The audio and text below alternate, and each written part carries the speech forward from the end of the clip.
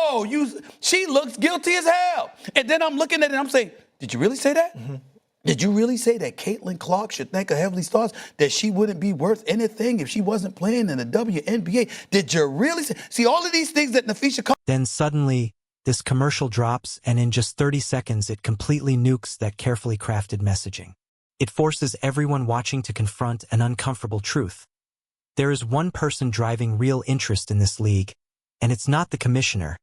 It's the girl from Iowa pulling up from the logo without hesitation. The whiplash between the WNBA's dated, bargain bin marketing and Clark's sleek, premium brand partnerships isn't just noticeable. It's borderline humiliating for league leadership. And that humiliation is morphing into anger because the ad doesn't create the problem, it exposes it. For 27 years, the WNBA fought tooth and nail for mainstream relevance. And then one player walks in and does in a single season what the league couldn't pull off in nearly 3 decades. That kind of contrast has to burn. Stephen A. Smith has been relentless on this point, hammering home how absurd it looks for a commissioner billed as a business mind to appear emotionally rattled simply because one athlete is commanding outsized attention. His takeaway is brutal but simple. That anger isn't about fairness or balance. It's a smokescreen for long-standing failure finally being dragged into the light. Hey, Caitlyn! Can you make it from there?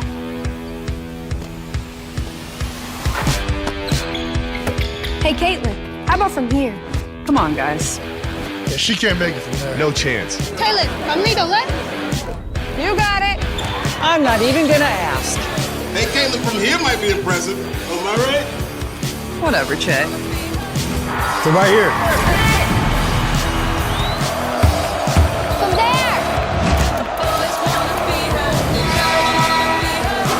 Every time Clark signs another massive deal or pops up in yet another viral commercial, it quietly puts a spotlight on everything the WNBA failed to do for decades. Put yourself in Kathy Engelbert's shoes for a second.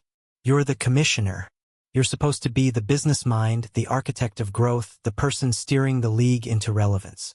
And then Gatorade, Wilson, and State Farm swoop in and market your sport better in a few months than you managed in years.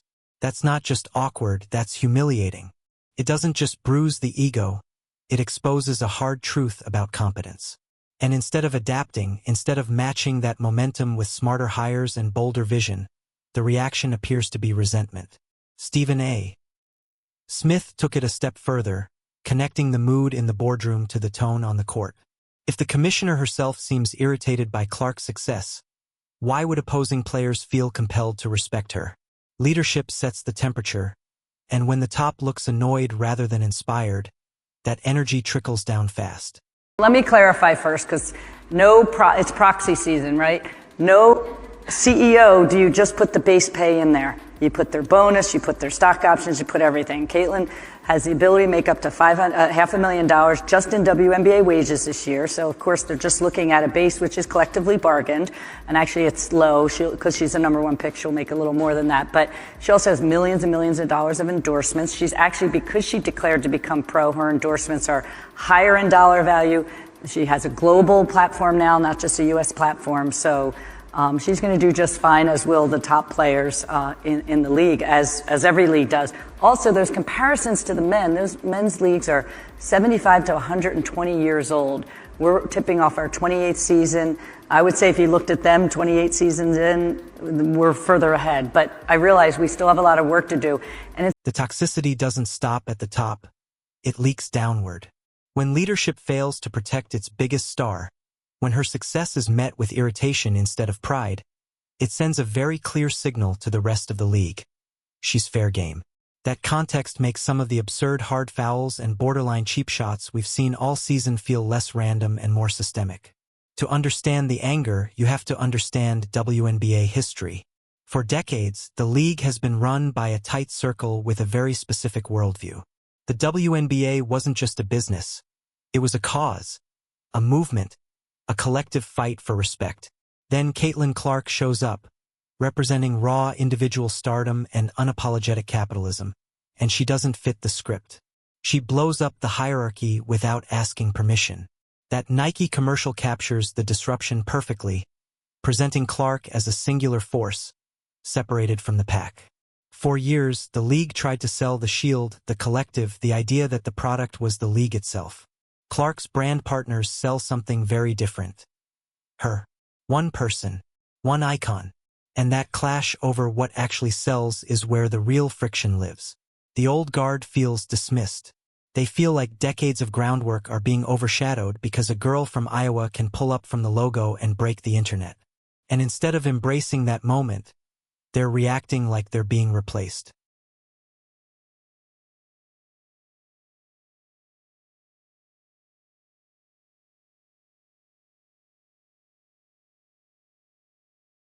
Stephen A. Smith has pointed out that this is the exact same energy behind leaving Caitlyn Clark off the Olympic roster. A decision rooted in protecting hierarchy and sending a very clear message. Wait your turn, pay your dues, know your place. The problem is that commercial brands don't operate on seniority, they operate on relevance, on who moves the needle right now, today, this second. That clash between a slow-moving, seniority-based league office and the ruthless, merit-based world of modern advertising is where the chaos comes from. The commissioner is stuck in the middle of it, and instead of adapting to the new reality, she appears to be reacting with frustration and anger toward it. And when you strip away all the talking points, this comes down to money, because professional sports is supposed to be a business. Stephen A. Smith has gone as far as calling this business malpractice, and the reaction to Clark's commercial is the clearest example yet. In normal leagues like the NBA or the NFL, when a player lands a massive national commercial, the commissioner isn't offended, they're thrilled, because it means the league just won too.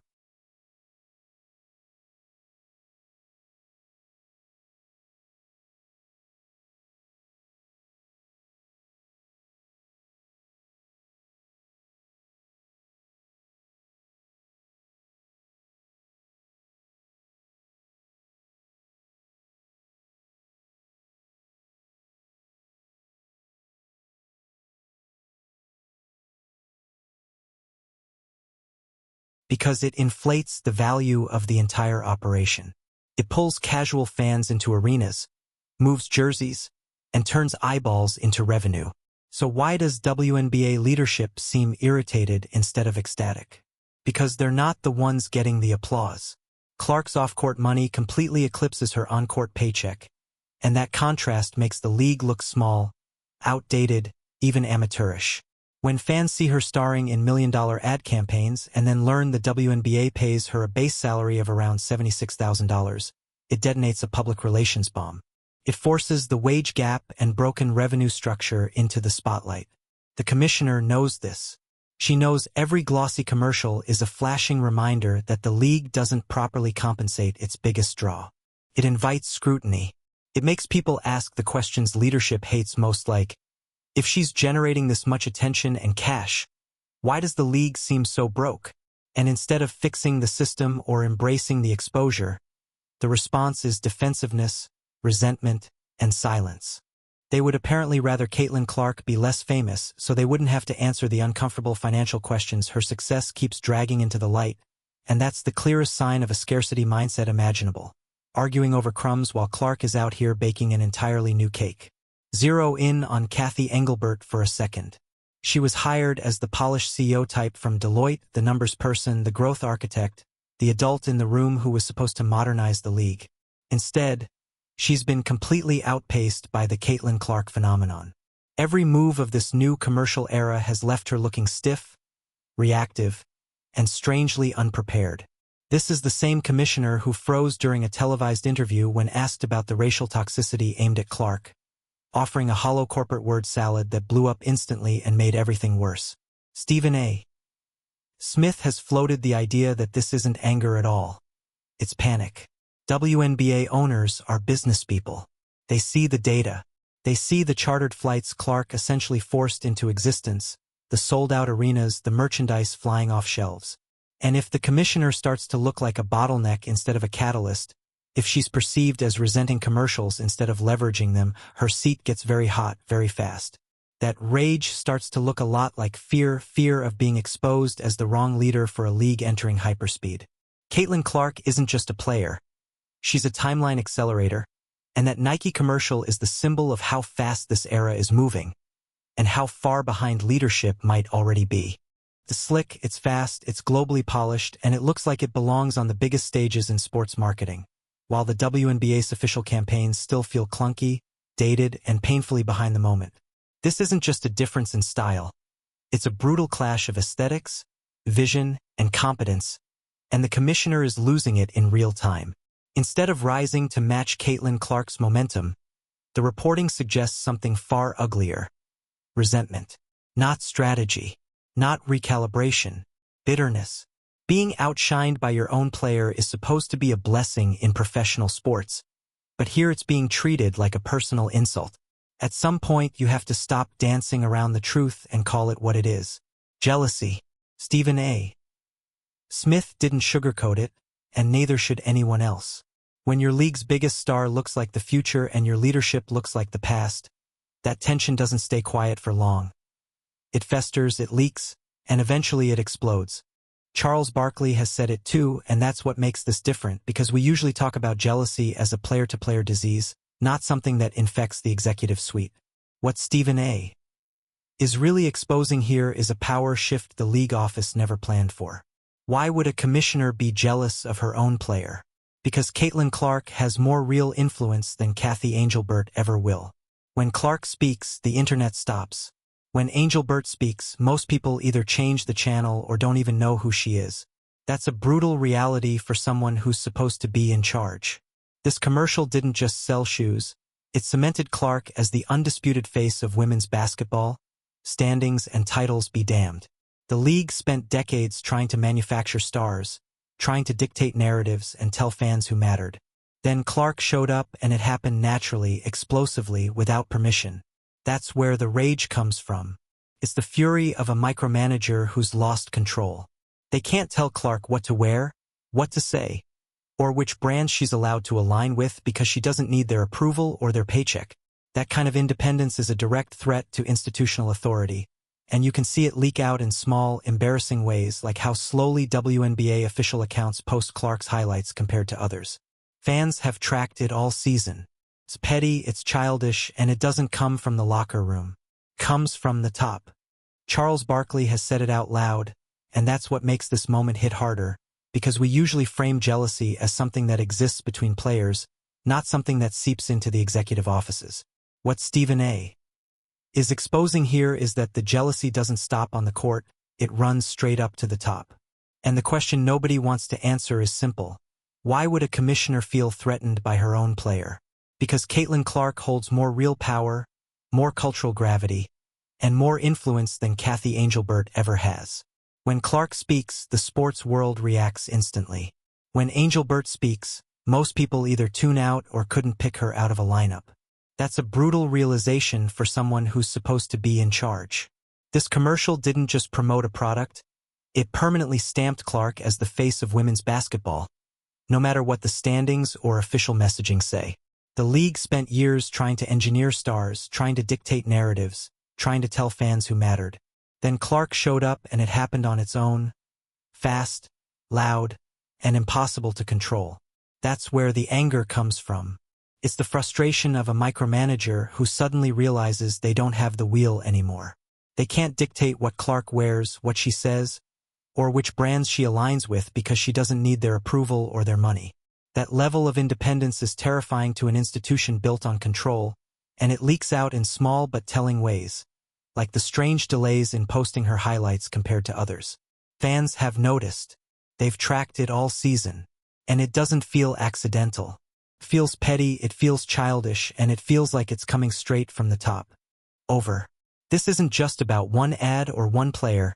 It's a battle between old-school control and the unstoppable cultural force Caitlyn Clark represents. Every mystery post, every delayed highlight, every whispered complaint from the executive suite feeds the narrative that the league can't, or won't, adapt to this new era. Meanwhile, Clark keeps winning on and off the court. The commercials roll out. Fans engage. Social media explodes. The momentum is hers, not theirs. And here's the kicker. The more the league resists, the more obvious it becomes that their problem isn't Clark. It's themselves. They're fighting against relevance, against excitement, against the very energy that could lift the WNBA into a new stratosphere. Clark's success